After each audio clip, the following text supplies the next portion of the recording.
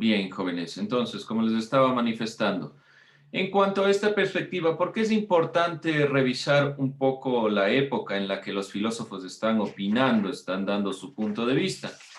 Principalmente porque cada una de las posturas tiene una época en la cual se manifiesta, un tiempo, una perspectiva.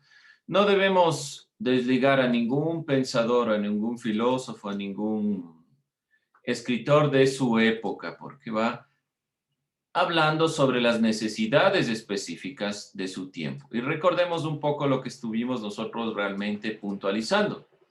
Estábamos viendo el utilitarismo como perspectiva, la retomamos, nos quedábamos con esa idea, si el fin justifica o no los medios.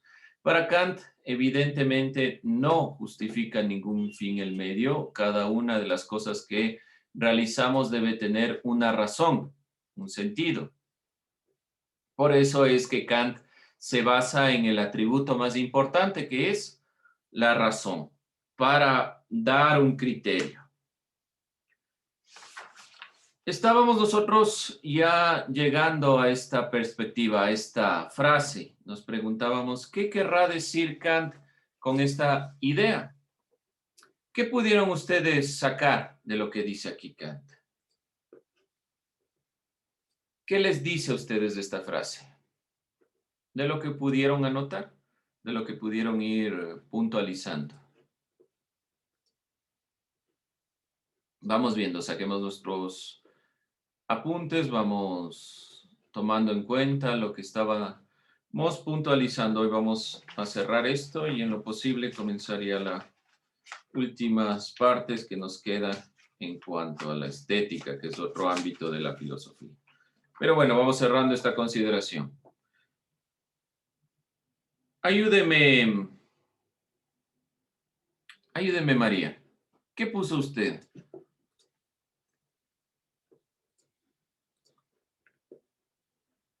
¿Qué es lo que quiere decir aquí Kant? Que la ciencia nos guía cómo poder ser dignos de la felicidad, o sea, llegar a ella. La ciencia. Ya, bueno, tenemos la ciencia, el ámbito racional, no solo la ciencia, pero estamos bien. ¿Qué más? ¿Qué más podemos puntualizar? Ayúdeme, ayúdeme, Joseph. ¿Qué puso usted?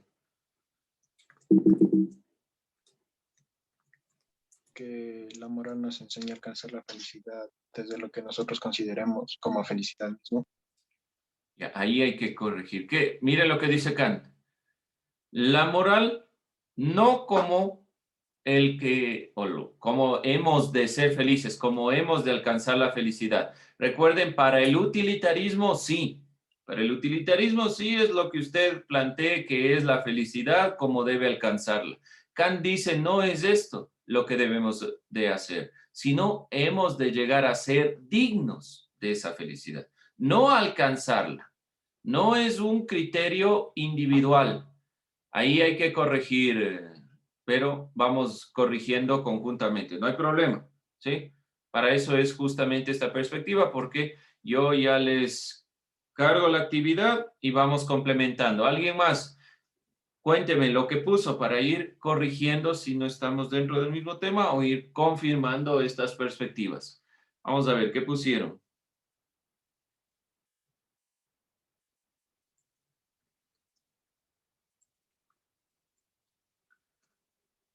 Emily.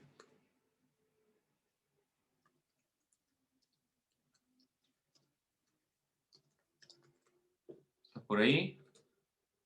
¿Qué puso usted?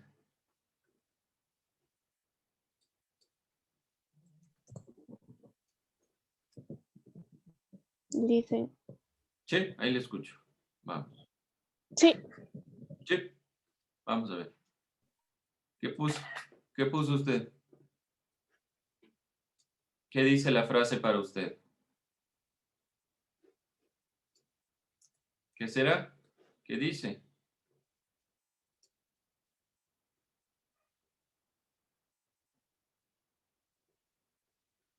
¿Hay algún inconveniente? Vamos. Señor Granizo, ¿qué puso usted? Steven Granizo. ¿Qué quiere decir la frase que Kant está manifestando ahí? La ciencia nos enseña diferentes cosas que nosotros normalmente no sabemos. No Y me dice, también, a ver, vamos puntualizando. ¿Qué dice la frase? Porque ahí no me está diciendo nada realmente. Mire que la frase es específicamente sobre el comportamiento ético.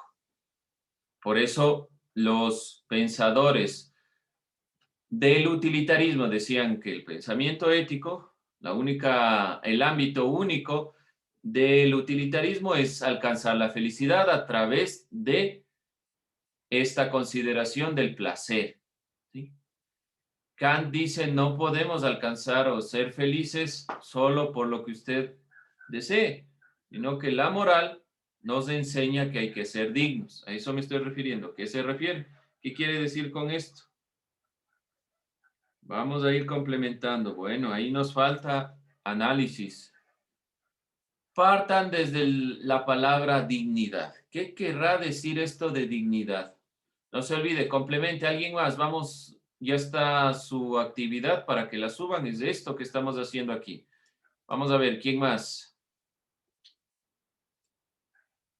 ¿Quién más puso algo y quiere comentar para revisar si estamos dentro del el tema? Vamos a ver. Emilia, ¿qué puso usted? Eh, o sea que la moral no solamente es una enseñanza, sino también una ciencia que no nos enseña a ser felices, sino a buscar la felicidad y ser dignos de ella.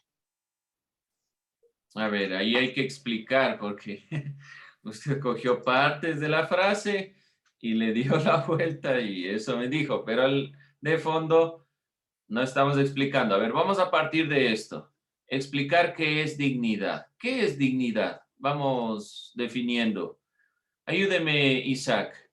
Búsquele ahí, póngale en el internet. Dignidad y vamos definiendo. ¿Qué es dignidad? ¿Qué se entiende por dignidad, digno?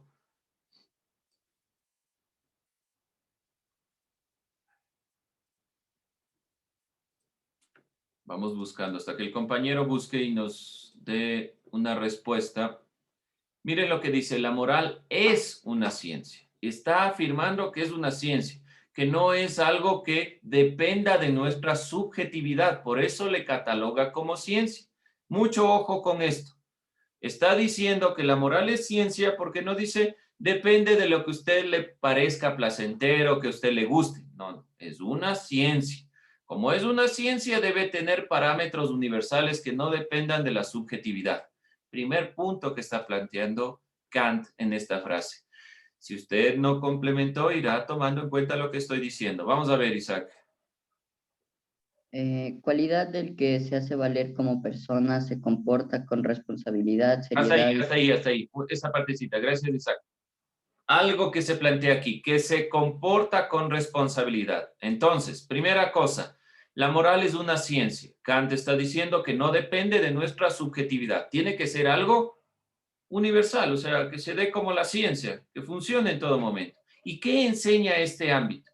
Que debemos ser responsables para alcanzar la felicidad. Por eso dice, debemos ser dignos. Debemos alcanzarla de forma responsable, la felicidad. No es algo que como objetivo, sino el objetivo es hacer cada día las cosas que sean como una máxima, es decir, como algo que sea universal, y eso me llevará a ser realmente responsable y que la felicidad sea parte de mí en cuanto a algo digno, en cuanto a algo que yo considero porque lo he alcanzado de manera responsable.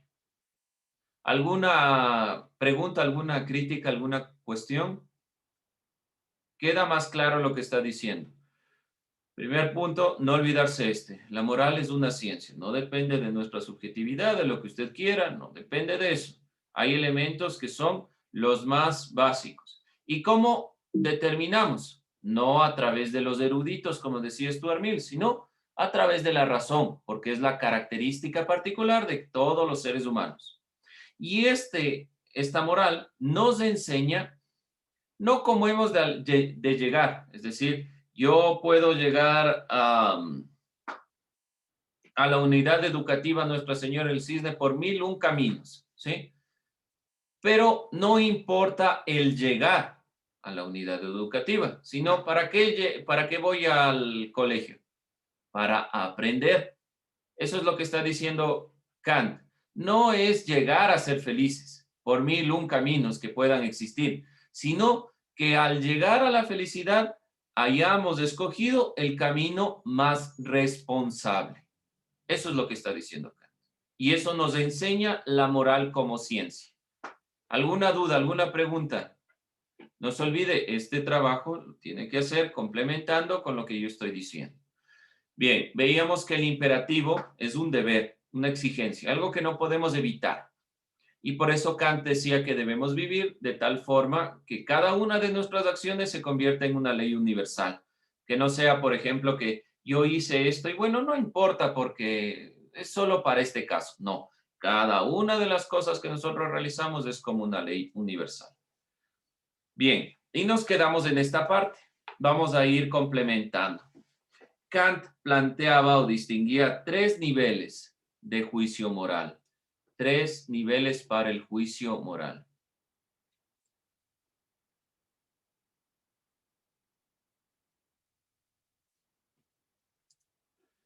Dentro de esta consideración, no olvidarse aquí, por si acaso, vamos a ir puntualizando 3 niveles, por si no lo planteamos, ¿no? 3 niveles del juicio moral. Las máximas eran las descripciones de cómo el hombre debe comportarse en situaciones concretas.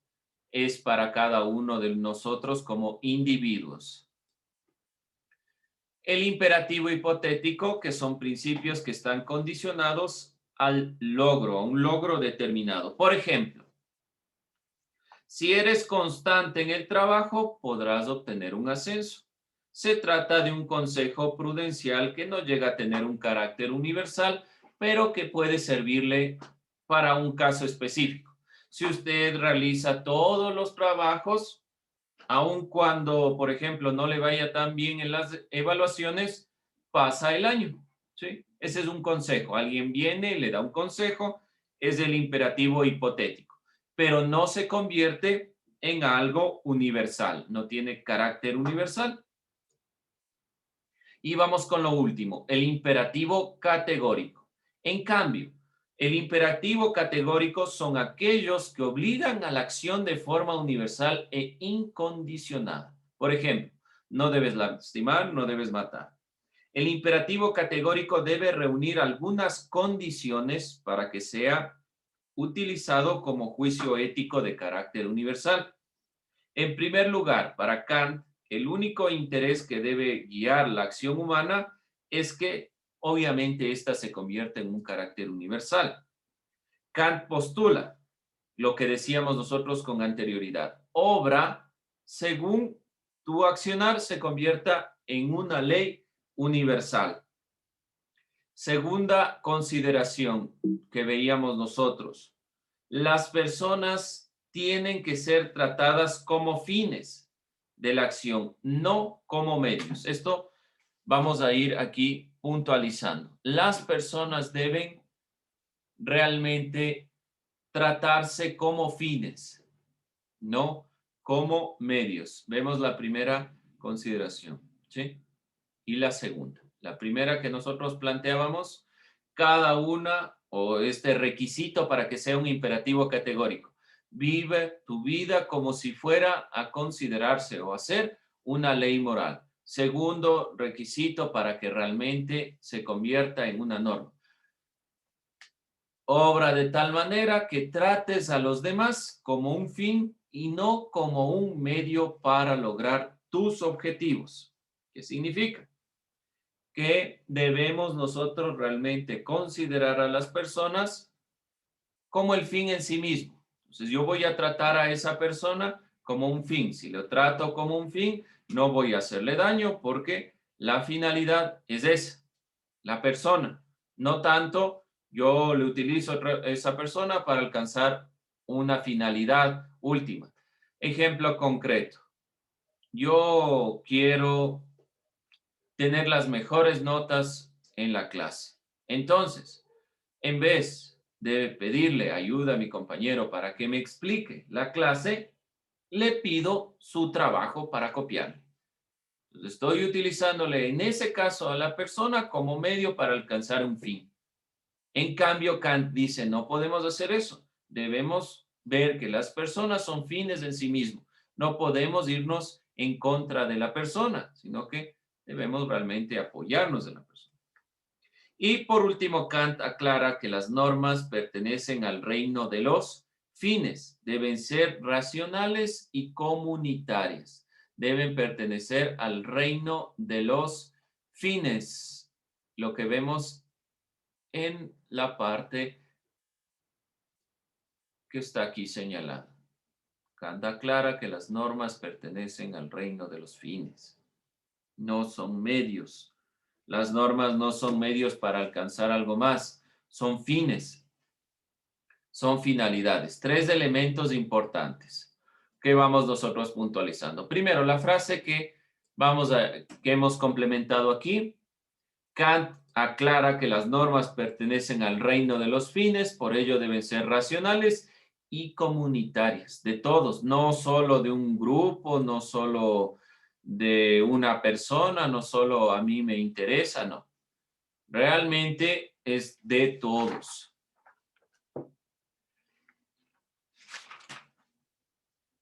¿Alguna inquietud, alguna duda aquí? ¿Algo que necesiten que regrese, que retome? ¿Alguna frase de Kant?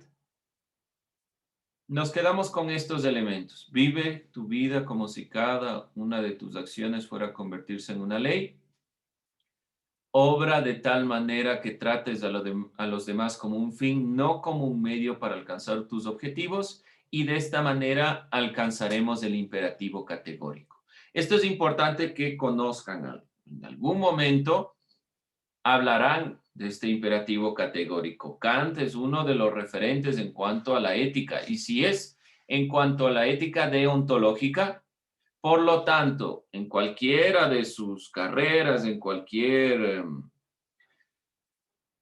área que ustedes estudien posteriormente en la universidad, hablarán de Kant seguramente, porque es uno de los referentes para estas perspectivas del análisis ético. Tengan en cuenta esta noción del imperativo categórico. Y que planteaba Kant que es la mejor forma para alcanzar realmente el imperativo categórico. Hay que hacer las cosas con norma, con reglas, ser respetuoso de la norma, de la regla, de la ley, e ir conformando, como ya decía Aristóteles, la perspectiva de la ética no es algo con lo que se nace, sino que se va generando. Por lo tanto, debemos trabajarlo todo el tiempo. Kant era un pensador muy sistemático en su cabeza y realmente todo tenía un orden. Hasta para, por ejemplo, realizar un paseo, así un paseo todos los días al mismo lugar durante el mismo tiempo. Iba formando su mente, iba conformando su mente en esta perspectiva de que es un hábito y un hábito se lo va generando todo el tiempo, ¿sí? Si no hay dudas, preguntas, inquietudes, vamos a cerrar esta perspectiva de la ética. Por favor, pregunten, profe, no entiendo esta frase, no sé qué quiere decir este pensador aquí, ¿a qué se refiere? Vayan generando preguntas, por favor. Vamos entonces con la siguiente parte, con el siguiente tema que nos llevará estos minutos introductorios. Estética y belleza en las diferentes expresiones, épocas y culturas, ¿sí? Vamos a preguntarnos, ¿qué es el arte? ¿Qué es el arte para ustedes? ¿Cómo definirían arte? Si se dan cuenta, vamos a entrar con otro tema. Hemos estado viendo la ética, el comportamiento propio del ser humano, hemos estado nosotros planteándonos las corrientes sobre el bien y el mal, sobre la ética, esta dicotomía entre el bien y el mal, comportamientos éticos y antiéticos. Hay hay tres ámbitos de la filosofía que se llaman filosofía práctica, que significa que van directamente a opinar sobre el comportamiento del ser humano. Uno es la política. Hemos estado hablando muchas veces del comportamiento en cuanto a la política. Vimos un poco en la filosofía latinoamericana sobre política. Otro es la ética, que es propiamente el comportamiento de cada uno de nosotros. Otra es el tema que nos compete el día de hoy. Ok, vamos a irlo introduciendo por lo menos el día de hoy. La estética. ¿Qué es estética? La estética, que está en nuestro tema, dice estética y belleza en las diferentes expresiones, propiamente es el estudio sobre lo que es bello, lo que nos causa conmoción. Y aquí viene el tema del arte. ¿Qué entendemos por arte? Vamos con algunas consideraciones suyas para posteriormente ir puntualizando estos elementos. ¿Qué es el arte? ¿Qué entendemos por arte? La máxima expresión del ser humano. La máxima expresión del ser humano, ¿en qué sentido? Porque puede ser que las ideas, yo tengo un texto y no llegue tal vez a ser arte, pero es la máxima expresión de las ideas de esa persona. Pero tenemos algo ahí que podemos catalogar. Está muy bien. Vamos a ir complementando. ¿Qué más? ¿Qué es el arte? ¿Qué me dicen? ¿Qué es arte? ¿De dónde nace el arte? La política nace propiamente de la necesidad de organizar la sociedad, ¿cierto? La ética nace de la necesidad de revisar el comportamiento del ser humano, cómo se comporta, qué hace, por qué actúa de una u otra forma. En cuanto al análisis del arte, ¿de qué trata? ¿De qué tiene que ver esto del arte? ¿Alguien más? ¿Opiniones? ¿Ideas? ¿De qué trata propiamente el arte? ¿Qué será? ¿Cómo definimos? Vamos buscando también dentro del diccionario, que nos dice el diccionario que es arte. Vamos a ir puntualizando. Bueno, en cuanto al tiempo, vamos a ir cerrando aquí esta clase con esta pregunta. Traten de buscar en el diccionario, donde ustedes deseen, ¿qué es el arte? Andrés nos ha dado una noción, una máxima expresión del ser humano. Habría que ir complementando, puede estar dentro de ahí o dentro de lo que dijo el compañero, la idea. Nos faltaría ir complementando. Vamos entonces a continuar la siguiente clase con esta perspectiva. ¿Dudas, inquietudes? Espero que vaya quedando claro, por favor. Si tienen preguntas, cualquiera que ésta sea, háganla.